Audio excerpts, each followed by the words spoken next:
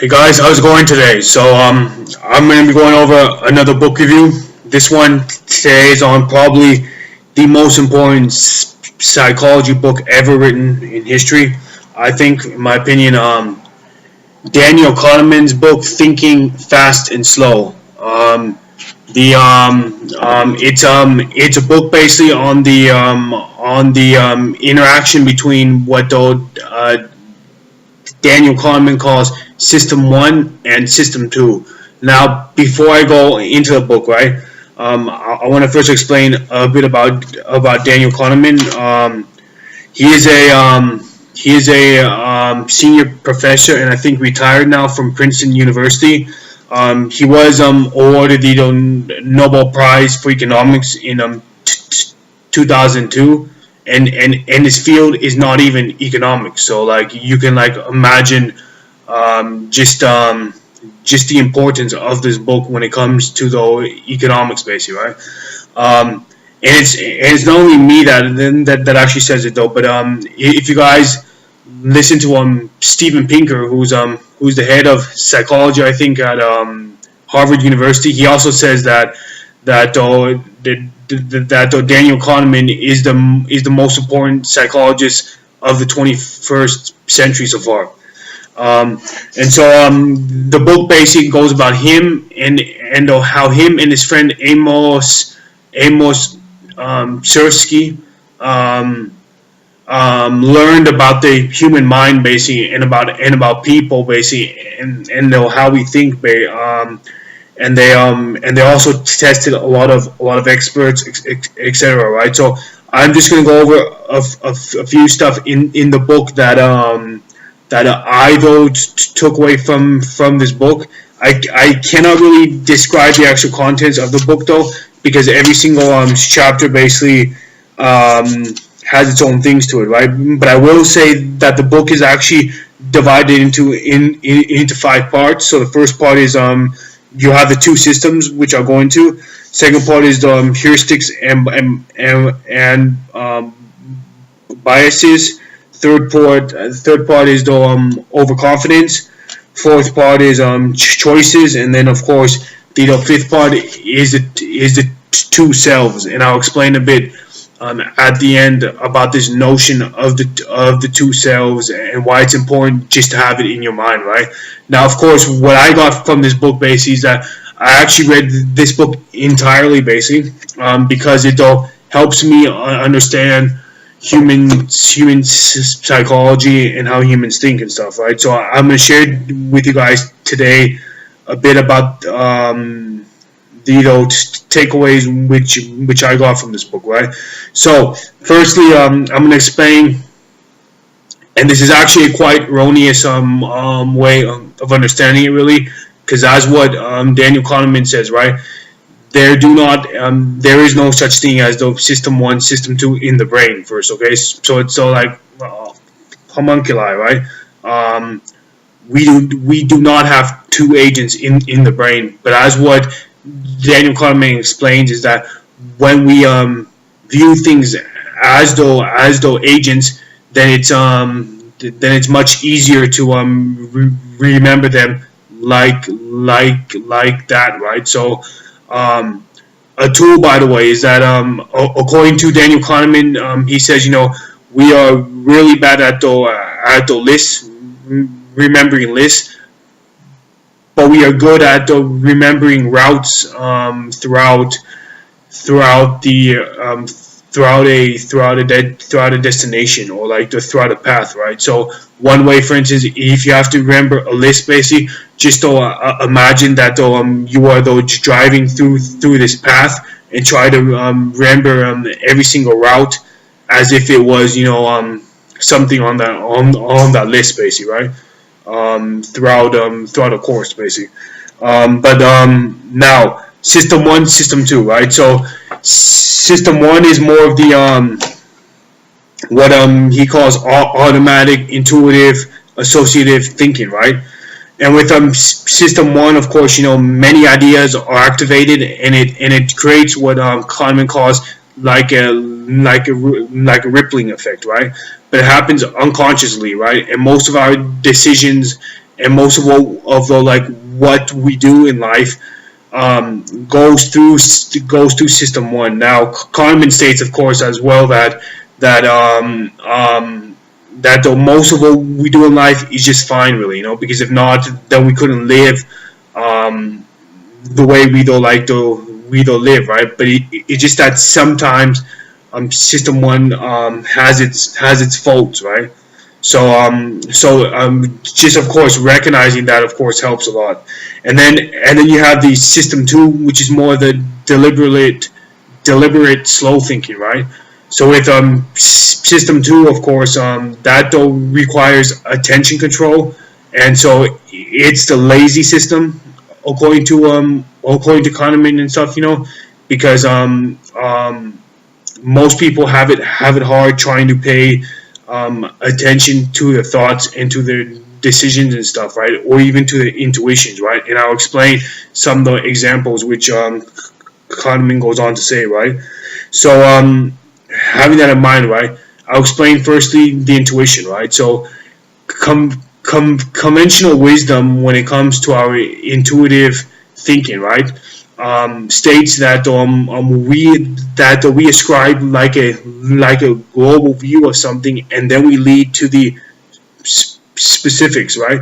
But according to Daniel Kahneman, you want to actually incorporate in your life what he calls disciplined intuition, or delayed intuition, where though if you're gonna make an intuitive judgment about something, you want to look at the specific cases independent of each other, and then form a global intuitive opinion about it, basically.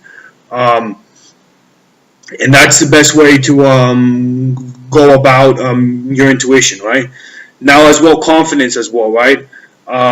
Subjective confidence is not a good tool. Many people have this illusion that that because I feel confident, therefore it's going to work out. But he says that is not a good tool, right? Because he says subjective confidence leads to a coherent story, basically, which then of course leads to a cognitive ease of processing, and then we are more likely then to believe that story as true, right? Or we are more likely to have confidence, right, in times when we shouldn't be so confident, right? So another problem which a lot of people have, including myself, is over optimism, right?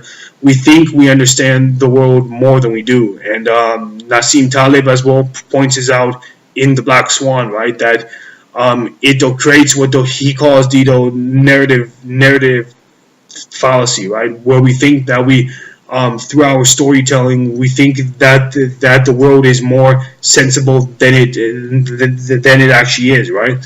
And it's important to understand that, as though Taleb pointed out, non-linear relationships are omnipresent in life. So a lot of what happens in life is actually quite random. Now, of course, we do live in a cause and effect life. A lot of people stated this. Ray Dalio states it. Sam Harris as well, right? But according to Daniel Kahneman, a lot sometimes as well, right? Because we are built to think that though every cause has an effect, right? Whenever there is a cause, we always try to look for the effect. But according to Daniel Kahneman, that's not true, really. There are some times when there's only a effect without a cause. For instance, people are wrong really when it comes to small sampling, right? So when it comes to small sampling, we think that it's a genuine sample, but as what Daniel Kahneman points out, right?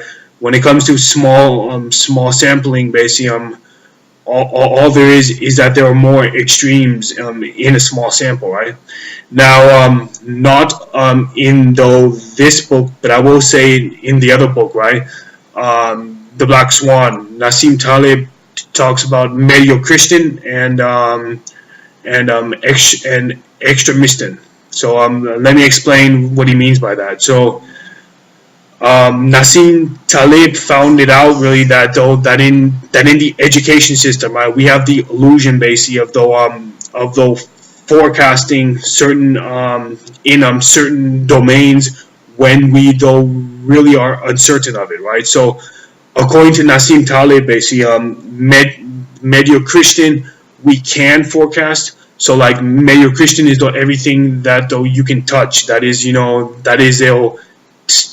that is though tangible. For instance, your weight, for instance, right? If you were to take a random sample of the everyone's weight of a population of like about 1,000 people randomly, basically, on one side of the scale, and then you were to counter that with the most heaviest person in the world, right? Um, there would be the most heaviest person would not determine the overall weight, because because it would only affect it a bit, and that's called, of course, the law of large numbers.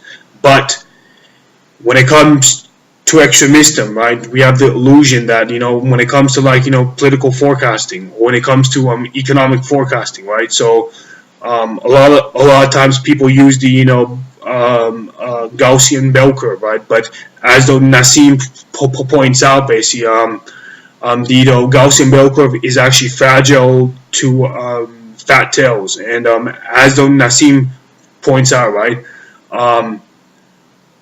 everything that happens in socio-economic life is determined by the extremes, So as you points out, right, that's why if you to take, for instance, certain industries within the economy, usually they're all dominated in terms of the income and net worth by a few companies, and that's because, as what Ido points out, when it comes to extremism, we cannot forecast into the future. So everything you've heard really when it comes to these the political forecasts about 10, 20 years, even with the UN, when it comes to forecasting climate change in the 2050, 2060, that's a mere illusion, people. We can't really forecast that far into the future, right? We think we can. And that's because, of course, as what Daniel Kahneman points out, right? We humans like to find certitude in our life, and so we like to be certain of our intuitions and of our knowledge, right? But it's really important to understand that that life is more complex than what we think it is, right? So we have the illusion of thinking that everything is so simple. It's not that simple, people. So another thing, and this will also blow your mind, right?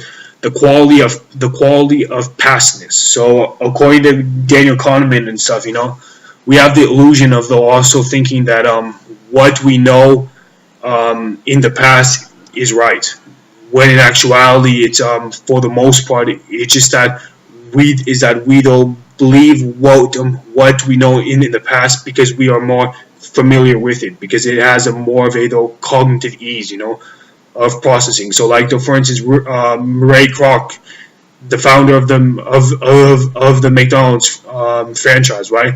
He said, the reason why really people want to come always to McDonald's, right, is not because of the cheap food. It is not because of the hospitality. It is not because of any of that stuff. It is though simply because the food which they serve is the same, right? And though because it's familiar to us, we are more likely to then believe that it's okay. I mean, of course, we know it's not healthy, but then we know, and this goes back to the evolutionary mismatch, right?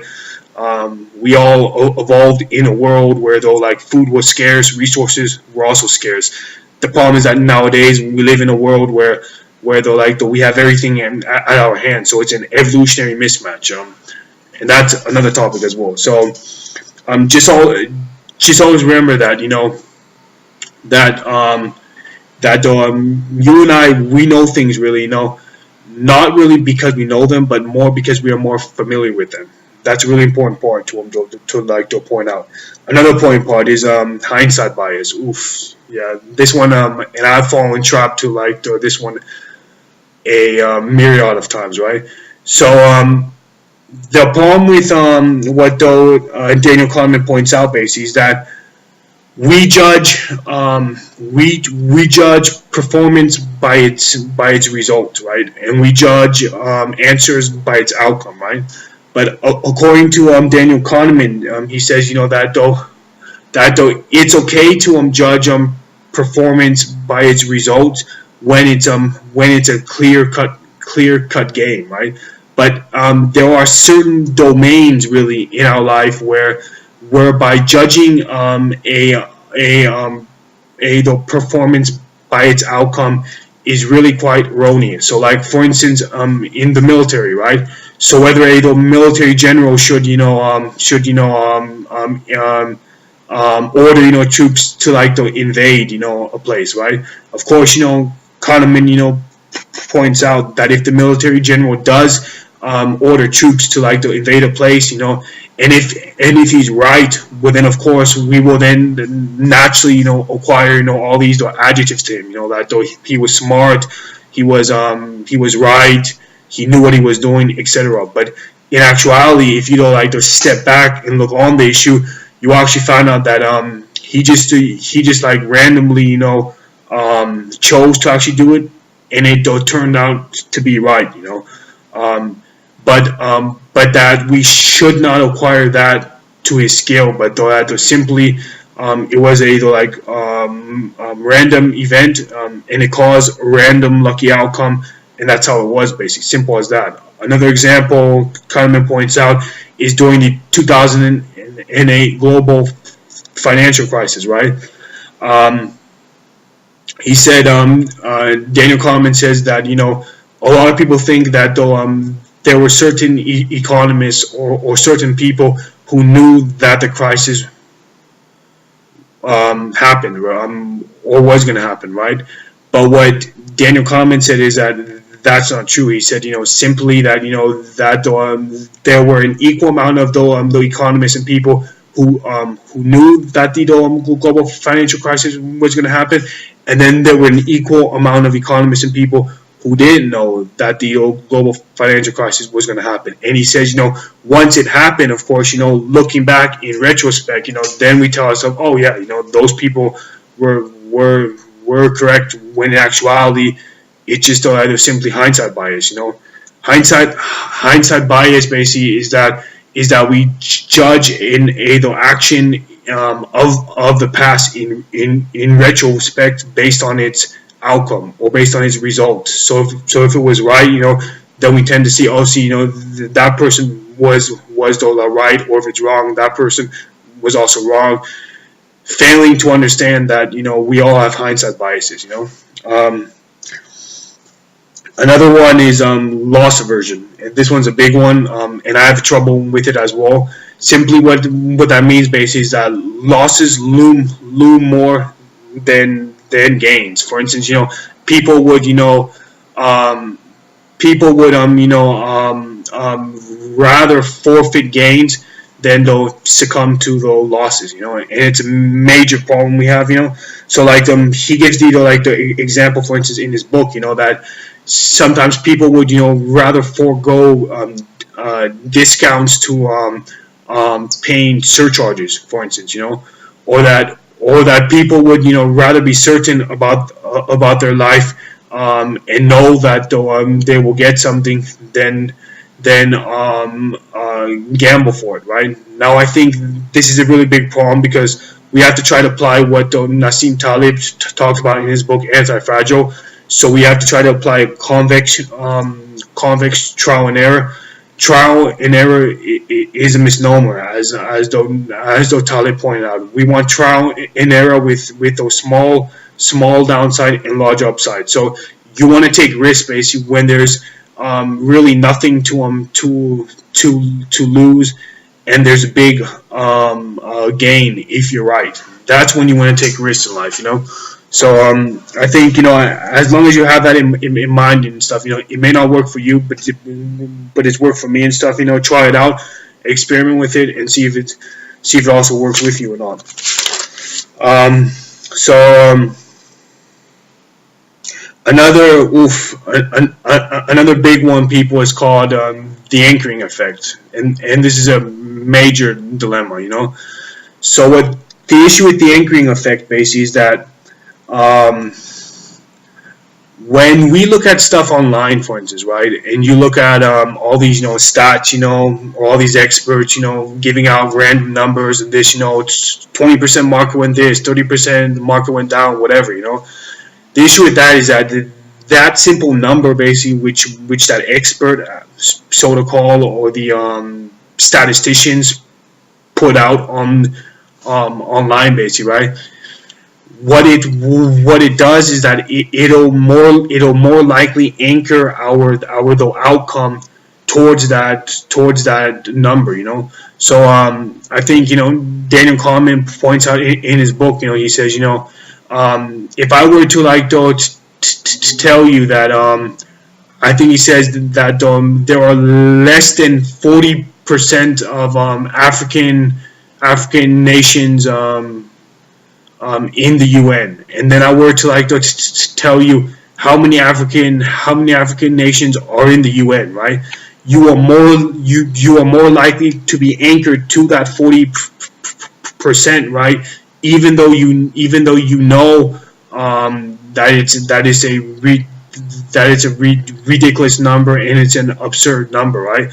So simply from that, you know, example, the most important thing to, you know, take away from that stuff is that when you look at, you know, when you look at data, right, you should not be focusing on the content which is being given, right? But you should be asking yourself whether it's reliable or not. So if it's still extremist forecasting, well, then you know that that's all lunacy, you know, that's a big fraud, you know. But if it's in, you know, Medeo-Christian forecasting or the law of large numbers, well, then you know that it's an accurate number, you know. That's how you can tell, you know. As well, when you look online, you know, a lot of times we all know, you know, that the news is, you know, system one. So the news is anchored on, you know, startling people, of course, you know, because that's how they sell, right? Because, of course, you know, they don't sell if they just inform, you know. They have to sell something which is going to grab the eye attention on its viewers, right? So it's important to understand as well that a lot of what we see on the news actually, like Nassim talked about in the Black Song, decreases our knowledge of the world, not increases. Because if you look at the world at large, right, what the news does is that it doesn't really, you know, inform us of the world at large. It just picks a small random thing which the editor knows is going to sell to its people, and then of course it, you know, doubles down on that, and of course, you know, focuses on the problem as if it were at large, you know. And a clear example of that, right, is I'm not saying Europe, you know, never went through the refugee crisis. Of course they went through one, you know. But if you look at how many refugees, you know, in like the past month, of course, you know, there were like a bunch of refugees, you know, migrating north to Europe, right? But if you look at the amount of the like refugees, right, I think there were only around 200 to like 500,000 refugees, right? Now, if you think about the population of Africa, right, which has to be more than 1.3 billion people, it has to be more, right? So if you think about the vast amount of those people and how the news illuminates on just this really small fraction of people, right? Then you start to understand that like their weight, right? The news tries to just simply pick topics which will sell, and then it'll like narrows down on that topic as if it were the whole world when it's not. And we see that all the times, right? And it's hard to also succumb to that because Daniel Goleman also, he wrote about EQ. He's a really famous author and stuff. A really good teacher on the importance of um, focusing and not being mind wandered. He states that the news presents this toxic world, toxic view of the world in general, because he says that if you calculate how much good stuff happens in the world, like a mother, giving money to the poor, or the someone helping someone out. He says that the good will for sure outweigh the bad. But the news presents it as if the world was more bad than it actually is. So that's a big problem. There. And then the last one, which I want to talk about before I get to the two selves, is about this prospect theory. So, according to Daniel Kahneman, and this is something which I've also integrated in my life, and it's a really important theory. I think one of the most important ones. So, what he states, Daniel Kahneman, is that if you are to lose money, you wanna lose it all now. But if you are to gain money, you want to gain it incrementally. So we all think that by winning the lotto overnight, the next morning we will feel more happier, and that's not true. You will feel happier if you gain a little over time base, because then you will feel more satisfied. So it's simply the theory to have in mind. Of course, I know there are people on this their video who will say no, and that there are other ways, but it's really effective theory, I think. Lastly, I want to talk about happiness, so and